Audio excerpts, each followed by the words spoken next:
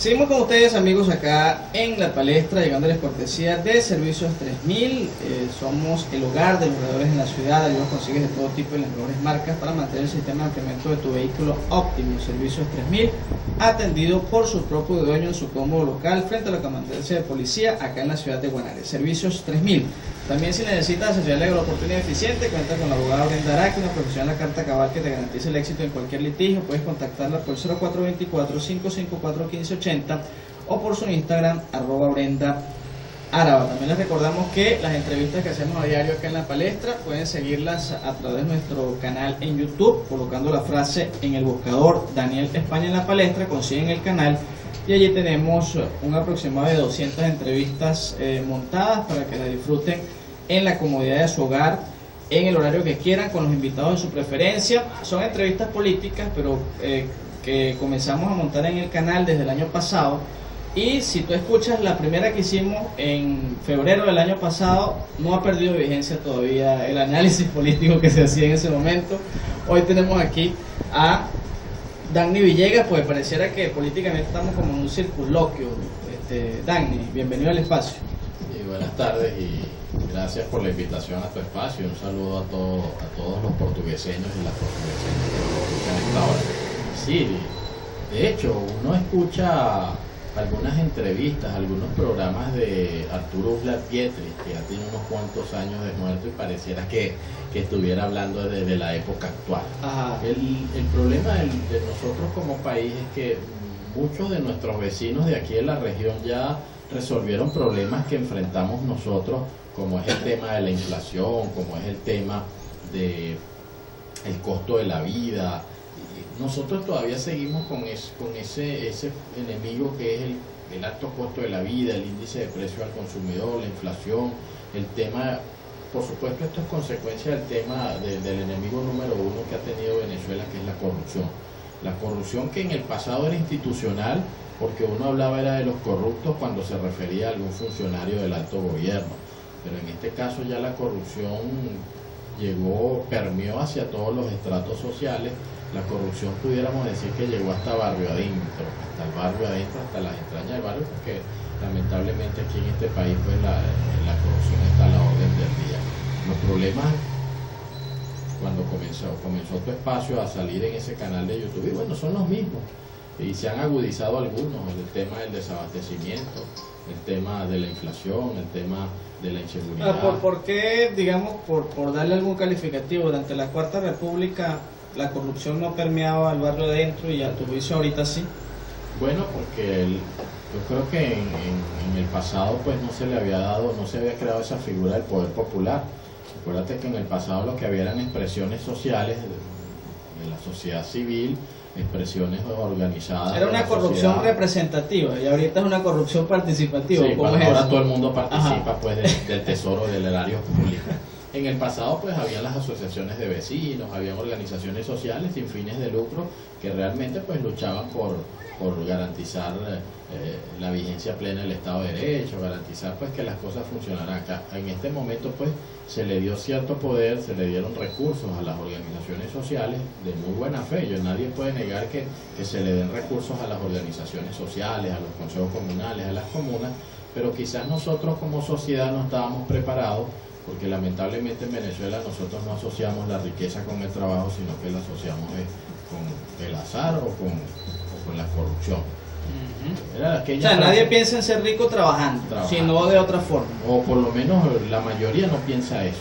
Muy poca gente. Muy poca gente, porque también hay gente aquí que ha hecho fortuna pues, con el fruto de su trabajo. Pero la mayoría pues ha hecho fortuna pues a través del azar o generalmente a través de esa frase del pasado de la Cuarta que decían: no me des, sino ponme donde haya.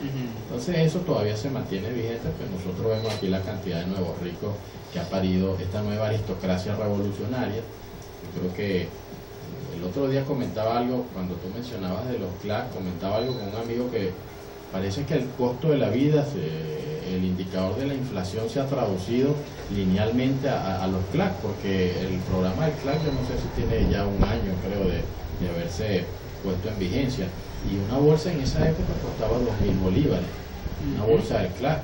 que traía leche, que traía más productos inclusive de los que trae la bolsa actual. Ahorita ya va por el orden de los 12.500 bolívares.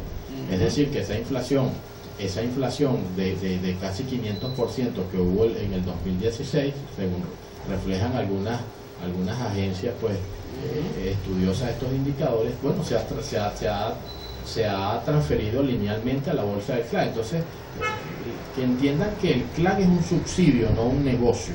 O sea, el gobierno tiene que entender que el CLAC es un subsidio, así como en el pasado Chávez en su momento la gente iba a mercar con 100, 200 bolívares y se traía un saco de comida, un saco que traía 2, 3 pollos, que traía 4 o 5 kilos de carne, que traía de todo, y la gente pues con eso le rendía el salario, le rendía el sextatique. En este momento la gente tiene que utilizar más de la cuarta parte del salario para adquirir una bolsa.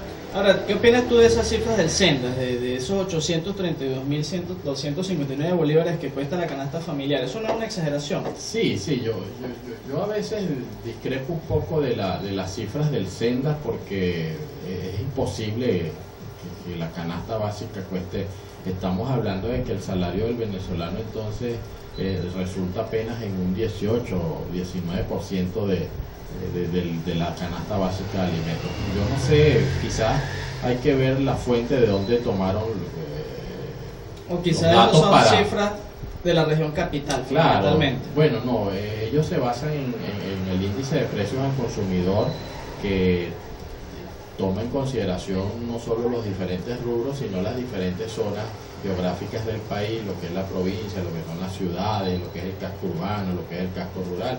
Entonces, lo que creo es que quizás esas cifras vienen de algunos bodegones del centro, del este de Caracas. No, y yo fíjate, voy a hacer un comentario aquí. Ya uno escuchaba hablar de esos bodegones del este de Caracas, donde un kilo de espagueti costaba 12.000 bolívares. Bueno, precisamente ahorita en estos días de carnaval yo entré a un bodegón por aquí que está en La Arenosa, aquí en la carrera 11 con calle 20, porque lo voy a decir públicamente a los señores del Sundé, y estaba Pablito Pacheco comprando ahí en ese bodegón. Y vio el lío que yo armé allí, porque me estaban cobrando, me vendieron medio kilo de espagueti, de linguini, en 6.743 bolívares. No me quisieron dar factura. Entonces yo le hago un llamado a la gente que está en las instituciones garantes de proteger los derechos de los consumidores y de los usuarios. Yo no sé cómo se llama eso ahora, si le han cambiado el nombre, si sigue siendo Sundé. No sé qué sigue siendo Sundé. Si sigue siendo Sundé, entonces bueno, o sea, ¿dónde está? Pues porque si el Sendas va a ese tipo de bodegones, sí le creo que la canasta básica cueste 1.000.000 de bolívares, casi 800.000 bolívares. Ahora, Agni, hablando un poquito de política, porque como decía yo, el año pasado se comenzó hablando de lo que dijo Ramón Ayub, que en 6 meses la Asamblea Nacional le iba a dar, digamos, un lapso para tener una estrategia que permitiera salir del gobierno del presidente Nicolás Maduro a la población.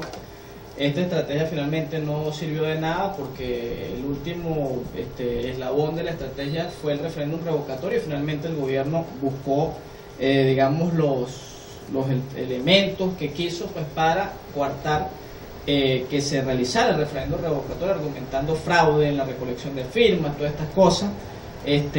Ahora están las elecciones regionales que debieron hacerse en el mes de diciembre, no se hicieron. Tibisay Lucena dijo que debía ser en el primer semestre de 2017, ahora se dice que no pueden ser en este primer semestre porque la relegitimación de los partidos está en proceso y no hay tiempo.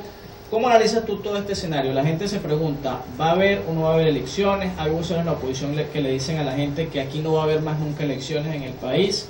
Hay gente que no cree que eso pueda ocurrir en el país. ¿Tú qué crees? Mire, en este espacio, creo que hace ya un año, poco más de un año, yo dije que el revocatorio era el camino más traumático, y con el pasar del tiempo pues nos dieron la razón. Era un camino muy traumático, porque nosotros conocemos a cómo es el gobierno tampoco es que le va a plantear el escenario a la oposición de que sí, aquí está todos los mecanismos, vamos a ir a una elección para que me den una pela de 80-20. O sea, vamos a estar claros, a veces el liderazgo opositor cae en esa ingenuidad, y quizás por esa misma ingenuidad es que el gobierno se ha aprovechado pues de mantenerse más allá de lo que la lógica y los números nos dicen que va a haber elecciones este año. Mira, a mí me preocupó mucho un mensaje por las redes sociales que dio una de las rectoras, porque ni siquiera el único rector que uno ve en programas de televisión y dando declaraciones, atendiendo a los medios, es al rector Rondón. Pero a las rectoras uno lo que ve es tuit de ellas, y creo que una de ellas pues, escribió un tuit que a ella le parecía que este año no iba a haber elecciones. Eso es grave porque las elecciones es un mandato de la Constitución, eso no son derechos que están supeditados a ciertas condiciones, no. La única condición de que no se desarrolle una elección aquí es que haya una catástrofe natural, o el país entre en un conflicto bélico, un conflicto armado con algún país o otra potencia extranjera, pero aquí no están esas condiciones. Lo que hay es un problema económico, lo que hay es una cuestión de legitimación de partidos políticos, que eso se puede dar en paralelo. Por una parte se pueden legitimar los partidos políticos, y bueno, aquel partido político que no pueda legitimarse, que no pueda poner en orden ante el órgano electoral, pues bueno, no participe ya. Hay otros partidos, está la misma tarjeta de la unidad, el partido MUG, están los otros partidos, el partido Puente, que se han legalizado. Bueno, vamos a tener que ir a un proceso electoral, porque eso es un mandato constitucional, eso no es un capricho. Que el gobierno no quiere que hayan elecciones porque los números no le dan, porque cualquier elección que haya en este momento se va a llevar por lo menos 80% de votos en contra, eso es una realidad.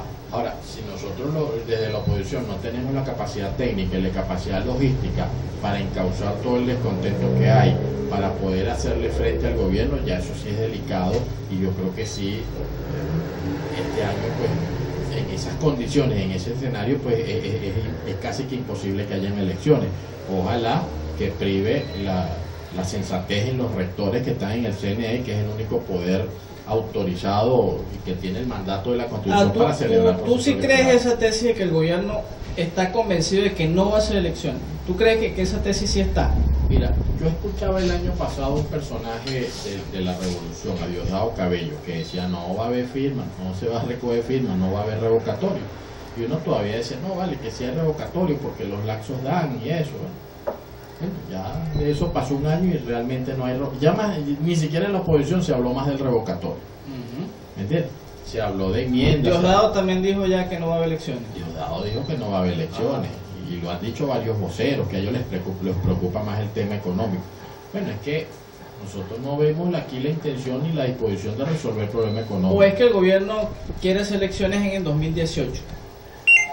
Bueno, el gobierno será que quiere hacer elecciones cuando los números le sean favorables. ¿Y tú crees que en algún momento le puede ser favorable? Porque fíjate que si tú hablas con analistas políticos e incluso historiadores, todos dicen que los procesos políticos son dialécticos, y que los procesos políticos, una vez que inician, digamos, un declive, es muy difícil que vuelvan a subir, popularmente hablando. ¿Cómo ves tú eso? Es imposible que el gobierno recupere la popularidad que tuvo en el presidente Chávez, el mismo Nicolás Maduro, que tuvo niveles de popularidad aceptables.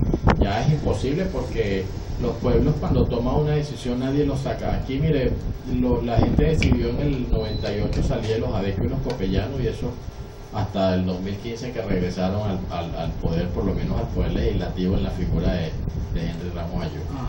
En este momento la gente está decidida a salir del gobierno. El problema es que la gente está decidida. Da la impresión de que los partidos políticos no tienen como dije, la suficiente capacidad técnica y logística para poder hacerle frente al gobierno dentro del marco que establece la Constitución. Aquí ya no hay presión popular. O sea, aquí hemos visto convocatorias de lado y lado, del lado del gobierno. ¿Por qué crees tú que no hay presión popular? Yo creo que la gente está tan... ¿Hay desmotivación? La desmotivación produce desmovilización. Yo creo que la situación económica que ha agobiado tanto a los venezolanos, las falsas expectativas, y eso es responsabilidad directa del liderazgo opositor, las falsas expectativas que se le creó a la gente, que vamos a sacarlos en 6 meses, que 6 meses salimos constitucionalmente del presidente, que vamos para Miraflores, no, que ya no vamos para Miraflores, que vamos con una enmienda, no, que no es la enmienda, que es el revocatorio, que es la renuncia, que es el abandono del cargo. Entonces, quizás la gente ve esas cosas y la gente se desmotiva, y eso produce desmovilización. Entonces, son los errores también que ha cometido el liderazgo oposición que hoy por hoy los están pagando al precio que todos conocemos. Tenemos que cumplir una pausa comercial, Dagny. Está en este momento el proceso que está en efervescencia, es el de la legitimación de los partidos. Hay opiniones encontradas dentro de los partidos de la Mesa Unida Democrática, hay posturas radicales también en partidos del Polo Patriótico, como es el caso del PSB, que manifiesta que no van a ir a esa legitimación porque consideran que las condiciones establecidas no son las que deben ser. Hay quienes dicen que esto es una trampa cazabobos para la oposición, hay quienes dicen que con esto quieren desaparecerlos. Nos hace el análisis de esto luego de la pausa comercial. Saber, revolución.